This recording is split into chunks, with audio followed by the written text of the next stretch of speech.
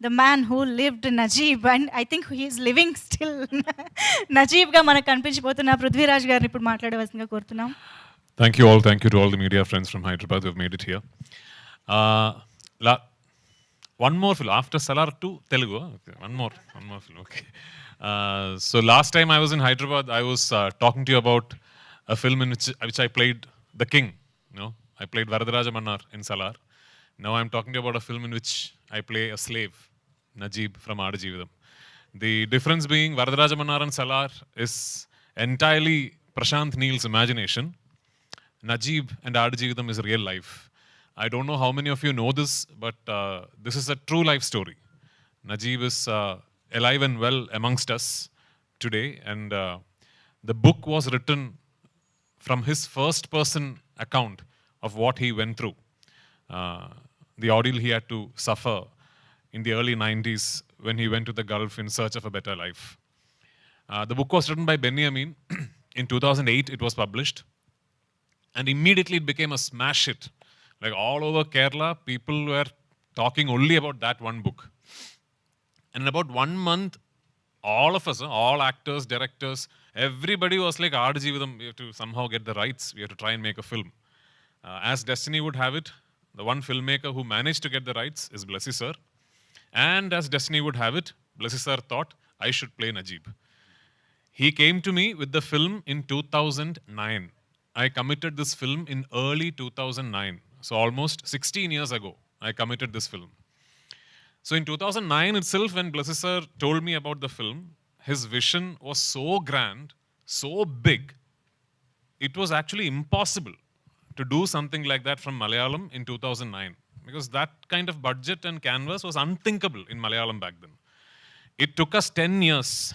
It took us 10 years till 2018 to finally be able to start shoot. In those 10 years, fortunately, luckily, a lot of things changed. Cinema evolved. The Malayalam film industry grew exponentially. And although even in 2018 and today, this film is a very, very big financial risk, but we had reached a position where we can now think of doing a film like this. We can dream of doing a film like this. So we started shooting in 2018. And because the character required a physical transformation from the lead protagonist, which I'm playing, we decided to approach it in a way where I will put on a lot of weight. So I put on a lot of weight for the film in the beginning, so that when I lose weight, the change will be very, drastic. So in the love song and all, you'll see very fat. No, so I put on a lot of weight, and we shot the Kerala portions. And in 2019 beginning, we went to Jordan, Wadiram, and we shot the first desert schedule. Then we stopped the shooting for 7 months, I think, for me to lose weight.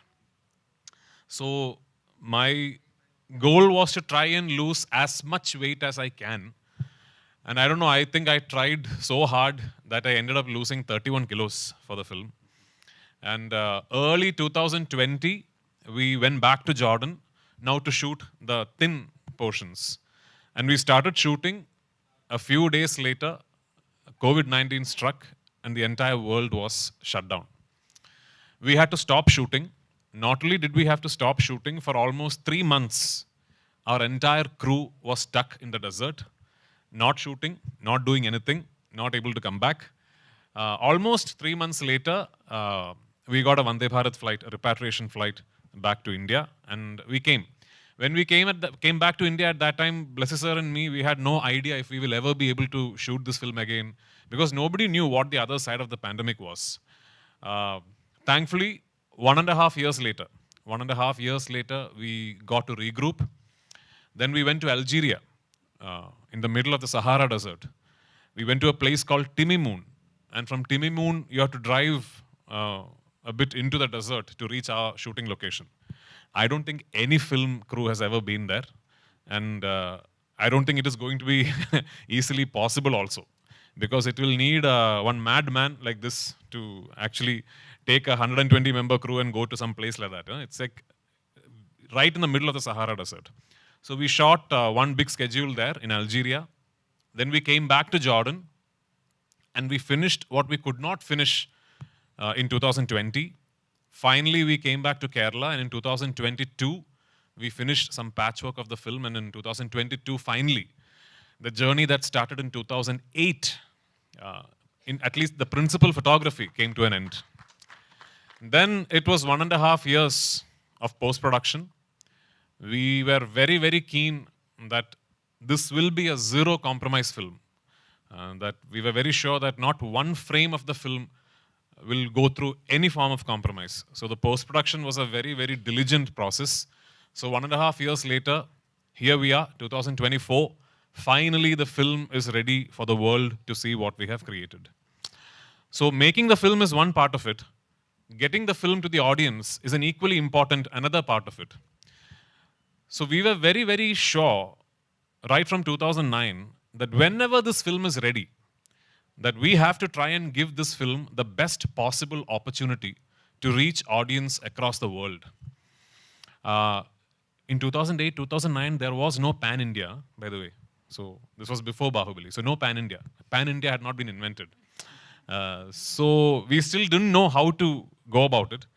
But finally, when the film got ready for release in 2024, luckily, I had made a few friends. And I cannot thank Ravi Garu and Maitri enough for the trust they have shown me, they have shown in Blessy sir, and they have shown in the film. I sent him one message. I sent Ravi Garu one message saying, sir, this is the most important film of my life. And he said, it is done, sir. That is all Ravi Garu said. So thank you, Maitri. Thank you, Ravi Garu. Thank you, Shashi Garu. And to all involved in Maitri. Because it is very important that when a film like this is made, which is a passion project for pretty much an entire industry, that we try and get the best, we try and get the market leaders in every region to present the film. So much like Maitri Movies, we have Hombale distributing the film in Karnataka, Red Giant distributing it in Tamil Nadu, and a very good friend of mine, Anil Tarani, distributing it in the northern circuits. And of course, all major players across the world will be presenting it in every region. That is the best we can do. And on 28th, when you go and see the film, do keep in mind that for all the spectacular cinematography and the evocative music and the performances and the production design and Blessy's world-class filmmaking, beyond all that, every moment you see on screen is a life that someone actually lived. So which is why the film says, the goat life, every breath is a battle. Thank you for being here. I hope you love the film, and I look forward to your support. Thank you so much, Prithviraj sir.